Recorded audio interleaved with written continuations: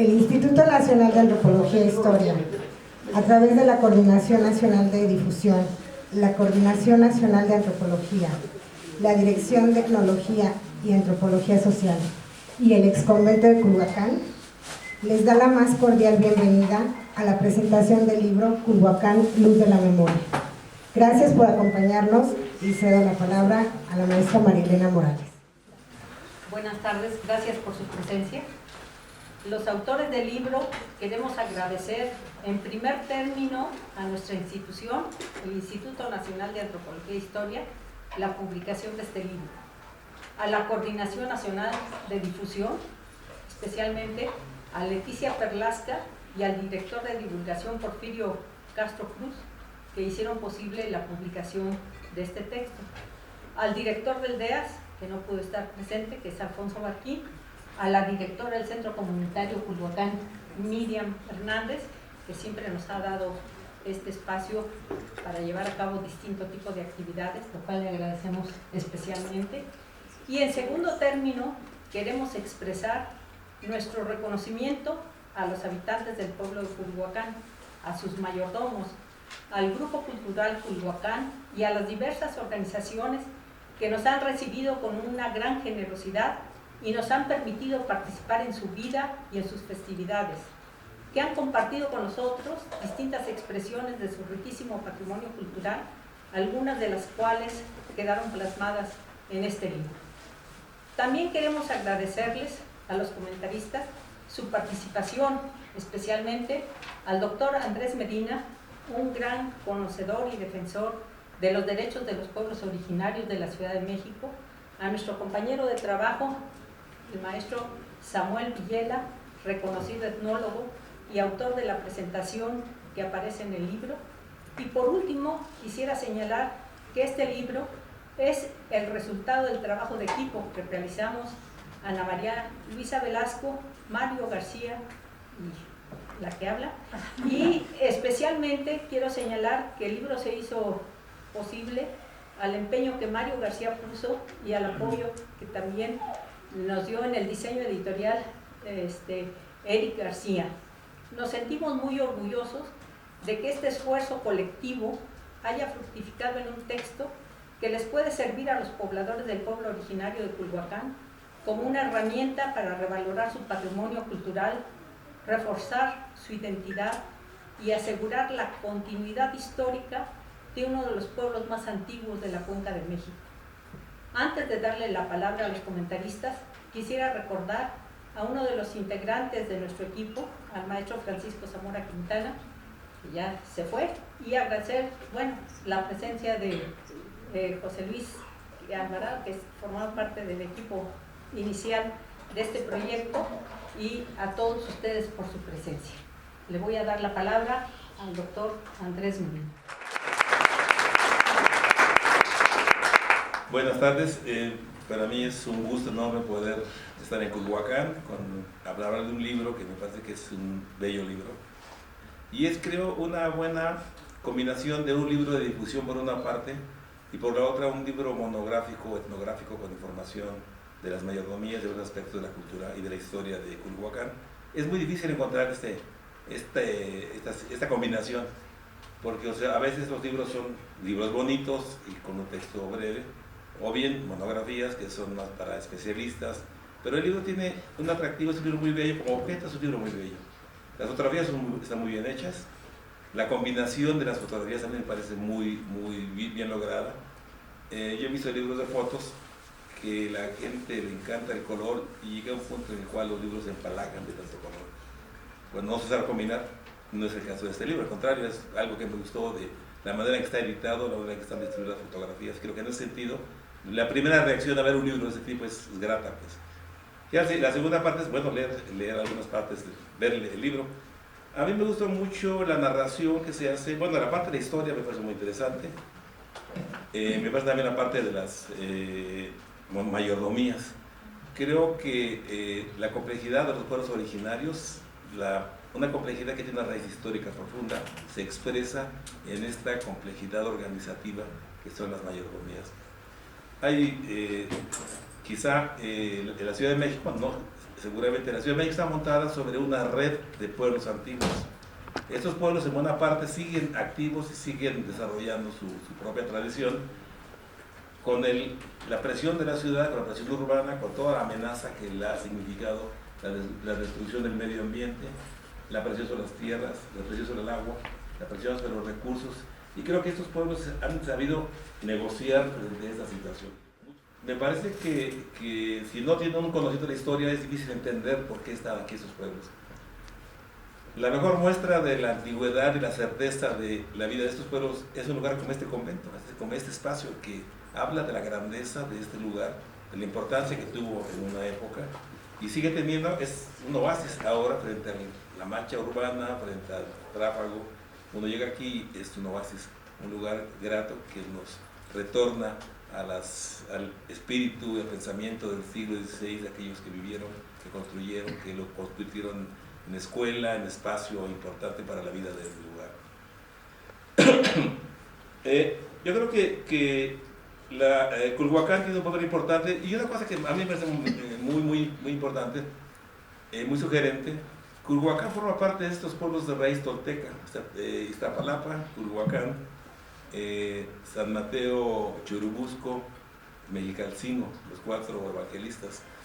Y conocemos mucho más de Culhuacán y de Iztapalapa y menos de Mexicalcingo y de Churubusco, pero todos los 4 de ellos, desde el siglo XVI, cuando llega Sahagún, los agrupa y los destaca como algo distinto, con una gran tradición. Y esto es muy importante en cuanto a que es un pueblo con una raíz histórica profunda, que nos obliga a reflexionar sobre la historia de estos pueblos, que es previa a la ciudad española, y sobre todo nos habla de algo que creo que es algo que nos lleva a una reflexión sobre algunos conceptos que nos impiden entender este pasado. Hablar de lo prehispánico es negar la historia que está antes de los españoles. ¿Por qué decir prehispánico? Son pueblos que ahora sabemos son mesoamericanos. Y es más todavía, estos 4 pueblos son pueblos de raíz tolteca, que era un símbolo fundamental de la civilización mesoamericana. Los mexicas, cuando llegan, buscan la manera de articularse con esa tradición para legitimar su presencia. Entonces creo que hablar de prehispánico es algo que debemos ir eliminando. Lamentablemente la historia antigua de México está muy llena de conceptos que nos impiden entender muchos aspectos que son fundamentales de la vida de estos pueblos. Ahora se habla de pueblos originarios, y esto en parte por una reacción vital de algunos pueblos, es decir, fundamentalmente del sur, Milpalta, Xochimilco, Tláhuac, hacen este movimiento para reivindicar derechos que antes estaban o negados o subterráneos, podemos decir, pero con las condiciones políticas del principio de este milenio, del año 2000, abre esta posibilidad y resurge y muestra una gran vitalidad. Y yo creo que ahora estamos en un proceso de volver a construir la memoria, o de construir la memoria que nos permita remontarnos a una época muy anterior. Si vamos a lo tolteca, estamos ya en el posclásico. Y creo que tenemos que entender que el posclásico es la época de mayor esplendor de Mesoamérica, sobre todo la cuenca de México, cuando los pueblos de la cuenca comienzan a extenderse hacia la gran parte de lo que es Mesoamérica, y tienen referentes básicos en estos pueblos que están aquí. Entonces creo que este es un aspecto importante a reflexionar. Hablar de historia prehispánica es negar la historia real. Tenemos que hablar de la historia mesoamericana, de los pueblos que estaban aquí, de Culhuacán, de Tenochtitlan, de Azcapotzalco, de Texcoco, de Xochimilco. De hecho, la cuenca estaba dividida en grandes espacios. El sur era Xochimilco y era Chalco. El poniente de la cuenca era totalmente tepaneca, con 3 grandes centros: Coyoacán, Tlacopan, Azcapotzalco, Cuautitlán.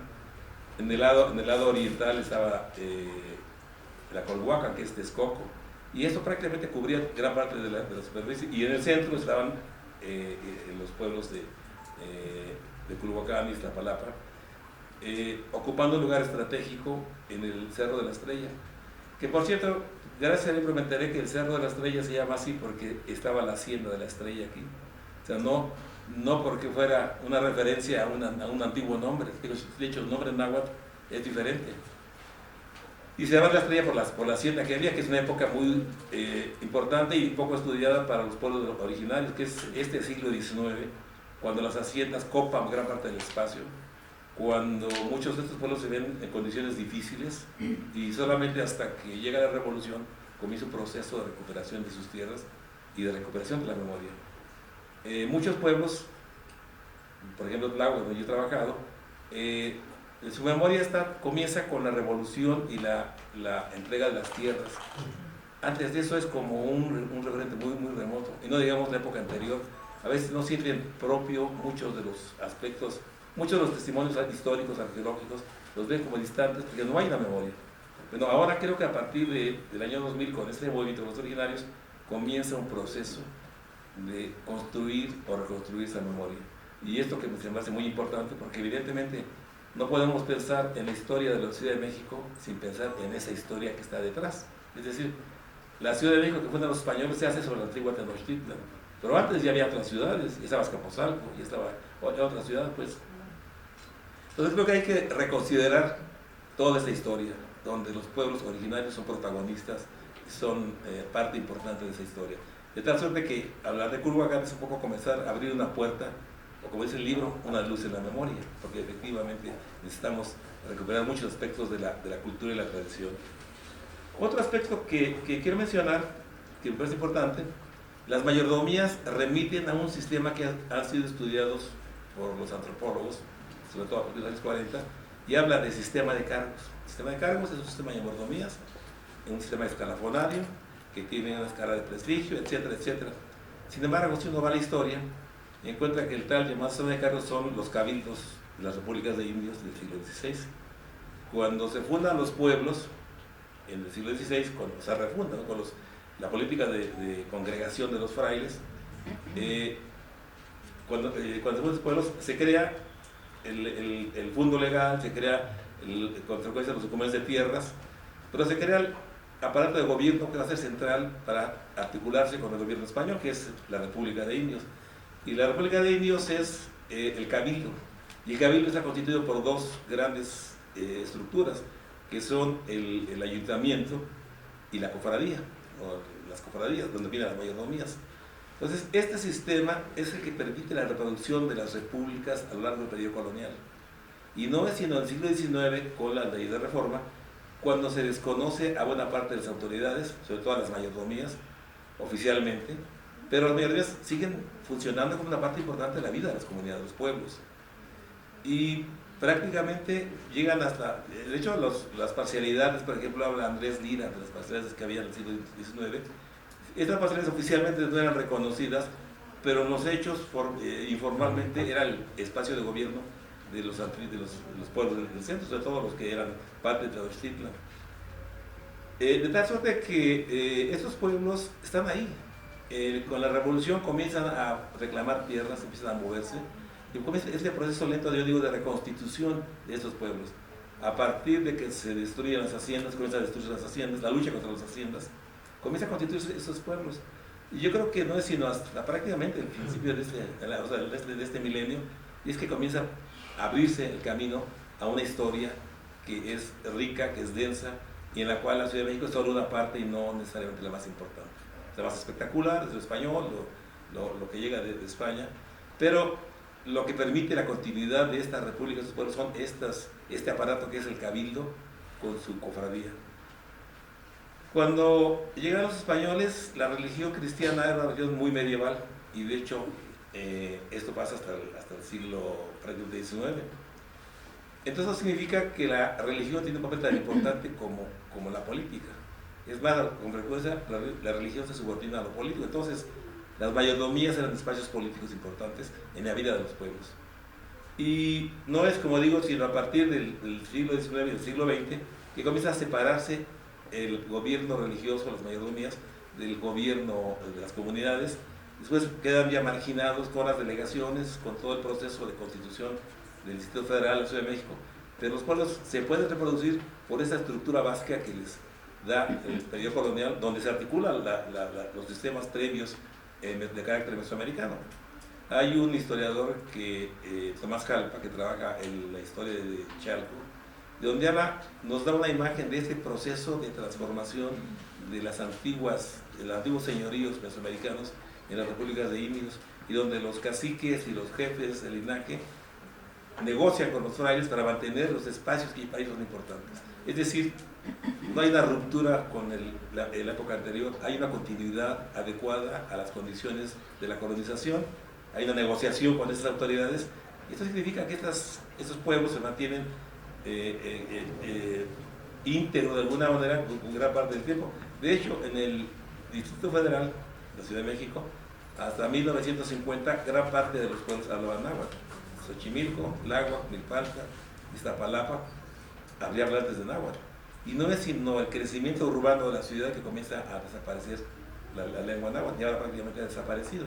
Hay algunos islotes en Milpalta, como Santana Tlacotenco, pero prácticamente el náhuatl desapareció, que es de la memoria, y la toponimia, y la historia, en muchos aspectos. Creo que esa es una parte muy importante de la vida de Culhuacán y de los pueblos originarios. Ahora, a mí me parece que el término sistema de cargos, que es técnico en la antropología, no da cuenta de la complejidad de la organización religiosa de estos pueblos. Si uno lee una monografía técnica, encuentra que el modelo original se definió estudiando los pueblos de Chiapas, que eran mucho más sencillos, algunos de Oaxaca, pero la organización político-religiosa del centro de México, sobre todo de las antiguas ciudades, es muy complejo. Es decir, la organización político-religiosa de Cholula, por ejemplo, o de Tlaxcala, o de la Ciudad de México, son sistemas de una enorme complejidad. Algunas fiestas movilizan miles de personas, el Niñopan en Xochimilco, es una estructura complejísima, o Jaltocan en Xochimilco también, son movilización de miles de personas y una estructura tan compleja que permite mover a estas personas, tener recursos, tener una serie de actividades de carácter religioso o festivo que solo se consigue con una organización cuidadosa, detallada. Yo creo que la descripción de las mayordomías que hay en este libro nos da una imagen muy clara de la complejidad de este proceso, cómo se organiza tanta gente, cómo logran estos resultados espléndidos como las portadas, o como la comida, o como todos los eventos que sabemos y que implican un trabajo cuidadoso. Esto también hay algo que es muy importante, en el fondo implica otra concepción del tiempo. La gente organiza su vida en función del ciclo festivo. Un mayordomo recibe un cargo y en el momento que lo recibe comienza a organizarse para cuando le toque su compromiso. Y si es una o varias mayordomías, uno encuentra de pronto que todo un pueblo está organizado en función de este ciclo festivo. Entonces, aquí hay una situación conflictiva con la ciudad. La ciudad tiene su ritmo, sus costumbres, sus marcas, digamos, pero los pueblos tienen su propia dinámica y creo que es lo que les permite no solamente tener conciencia de su actual complejidad, sino ser punto de partida para esta historia que queremos conocer. Entonces creo que el primer paso es recuperar la memoria a partir de las personas que se mantienen lúcidas sobre este proceso de los últimos años. Pero después tenemos que hundirnos en los papeles, en los documentos y preguntarnos. Por ejemplo, la pregunta que yo me hago es, ¿desde cuándo el Señor del Calvario es el santo patrón de Culhuacán? No sé. Pero lo que me llama la atención, y esto es algo muy interesante, es que en Iztapalapa el santo patrón también es el Señor de la Cuevita, ya no es San Lucas. ¿Desde cuándo pasa esto? Pero el dato más interesante es que tanto el Señor de la Cuevita como el Señor del Calvario son Cristos, santos entierros, que están en cuevas del Cerro de la Estrella. Y dice la mitología que cuando murió Mixcoatl, Quetzalcóatl enterró los huesos de sus padres en este Cerro de la Estrella. Entonces, estaremos venerando los huesos de Quetzalcóatl en el Señor de la Cuevita y el Señor del Calvario. Pero esto viene a raíz de esta pregunta que me hago sobre las fiestas, ¿no? Creo que el ciclo de fiestas que se hace, el ciclo ritual, pues son la base de la memoria de la historia. Y si tenemos que construir la historia, tenemos que partir de qué fechas, qué elementos aparecen. Si nos remite eso a una historia muy profunda. La gente a veces sigue haciendo sus prácticas, sus costumbres, sus fiestas, y ya se pierde el referente histórico. Bueno, es el momento ahora, y yo creo que lo que pasa en este libro es un primer paso, de comenzar a escarbar en esa historia, en esas memorias. Y la memoria escrita no solamente en las personas en las fiestas, en el paisaje. Sabemos que la cosmovisión mesoamericana está referida al paisaje, los cerros, y eso sabe aquí la gente, las cuevas, los ojos de agua, son referentes para construir esta visión del mundo que sigue viva de muchas maneras en los pueblos. Entonces creo que perdón, este libro nos conduce, es una puerta, una pequeña luz en la memoria que nos va a iluminar para ir a esto que es la historia de los pueblos. Y la historia está en todas partes, hay que saberla leer, en las iglesias, en las casas, en los pozos, en los cerros. Tenemos que escarbar ahí. Yo creo que lo que va a aparecer es una historia que trasciende esta historia urbana de una ciudad española como la Ciudad de México. Lo que va a aparecer son estas ciudades que tienen su presencia de muchas maneras y que nos inciden nuestra cultura, porque también es una cosa importante. La cultura oficial opaca esta historia de esos pueblos, la niega o la opaca o le quita importancia, y necesitamos recuperar la importancia de estos pueblos, que somos más antiguos, son los modos de vida, el modo de vida lacustre, la tradición de la agricultura ribereña, del cuidado de los bosques. Una cosa muy interesante, sabemos que los pueblos, las grandes eran ribereñas porque el medio de comunicación más importante era el agua, la laguna, los canales. Entonces, cada uno de los estados que había tenía su cabecera junto al lago, pero tenía una franjas de tierra hasta el cerro, o sea, tenían diferentes pisos ecológicos para disponer de diferentes recursos. Y por mucho tiempo el sistema lacustre se mantuvo. O sea, hay muchas marcas todavía, pero necesitamos reunirlas, necesitamos ponderarlas, necesitamos cotejarlas, y creo que lo que se hace en este libro es un primer paso. Así que felicito a los habitantes de Culhuacán por haber colaborado en esto, a los autores, al fotógrafo espléndido, creo que es un trabajo muy, muy, muy bonito.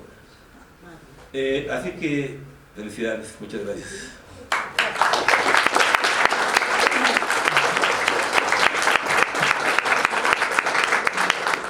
Gracias, Andrés, por tu intervención, y le damos ahora la palabra al maestro Samuel Villela. Buenas tardes, muchas gracias por su presencia. Antes que nada quiero agradecer a los compañeros del PH, del proyecto integral de la desarrollo de la estrella, por la invitación a la presentación de este libro.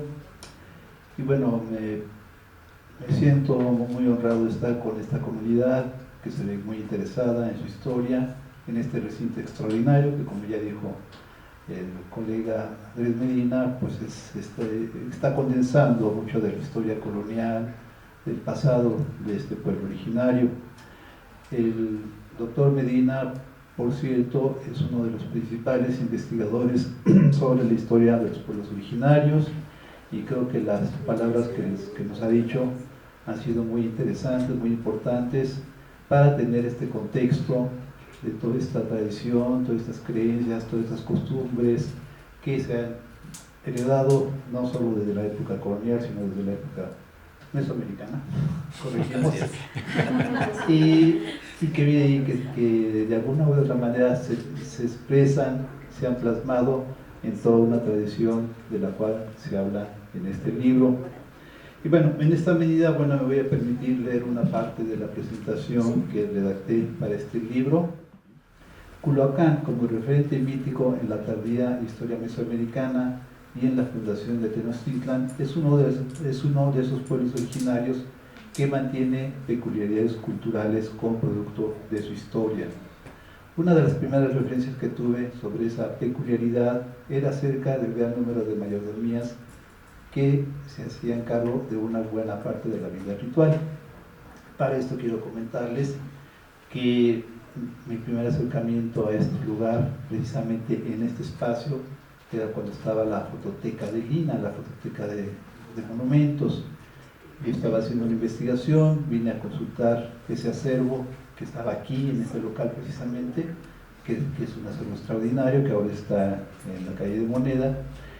Y ya desde entonces, platicando con el que entonces era el encargado de la fototeca, me enteré, me asombré, porque él me empezó a referir acerca de la vida ceremonial, y me sorprendí de la gran cantidad de mayordomías, y uno como citalino de más para allá, uno no se imagina esta riqueza de tradiciones que hay en estos pueblos.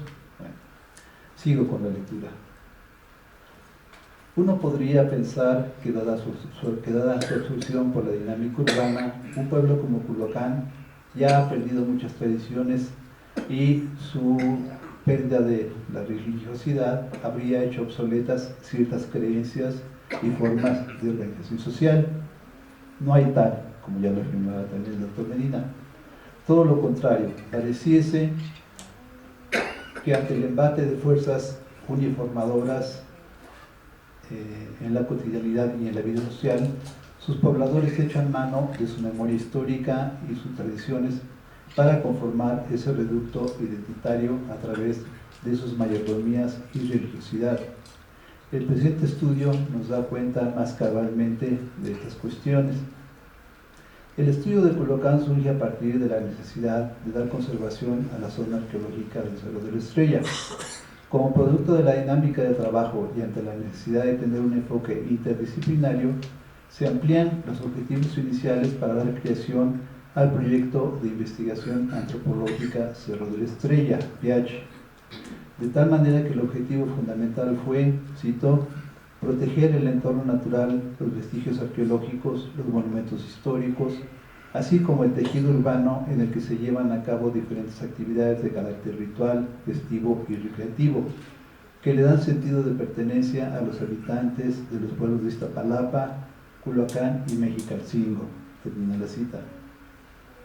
A través de este libro, Culhuacán, Luz de la Memoria, el lector podrá conocer variados aspectos de la cultura de ese pueblo originario. Podrá adentrarse en sus antecedentes mesoamericanos, en la forma en que la transición colonial quedó plasmada en un esplendoroso mapa, muy bello por cierto, que lo vi, pero lo conocí en el museo, en la exposición, y en la conformación de una religiosidad no exenta de raíces mesoamericanas, dando fundamento a un complicado calendario festivo. La realización de este calendario, a su vez, se soporta en un sistema organizativo que en la antropología, como ya también se refería mi colega, se ha denominado sistema de cargos y que también es analizado en este bello libro. La descripción del ciclo festivo y su soporte, la existencia de mayordomías, ocupa un lugar destacado en el análisis. Como ya se señalaba antes, esto ha de deberse a la marcada vida religiosa del pueblo.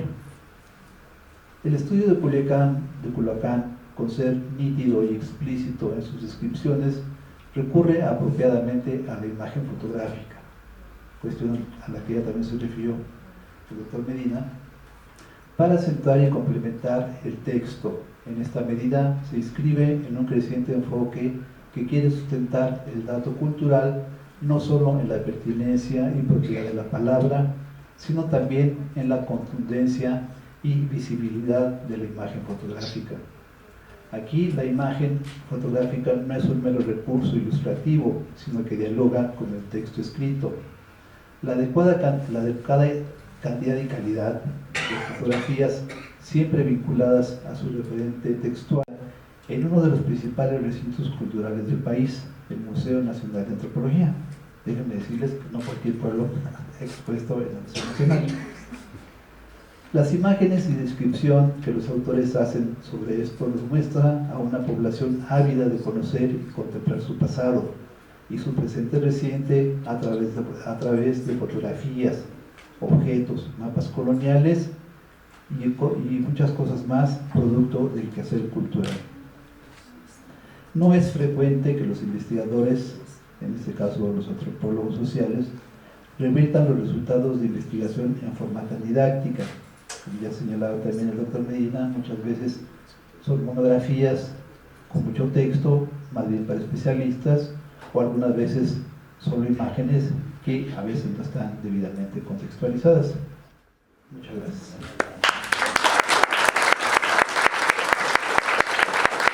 Gracias a todo el pueblo de Culhuacán, a los compañeros que vinieron de comentaristas. De verdad son dos gentes verdaderamente comprometidas con este trabajo y especialmente por eso les agradecemos que hayan participado en esta sesión. Gracias a todos.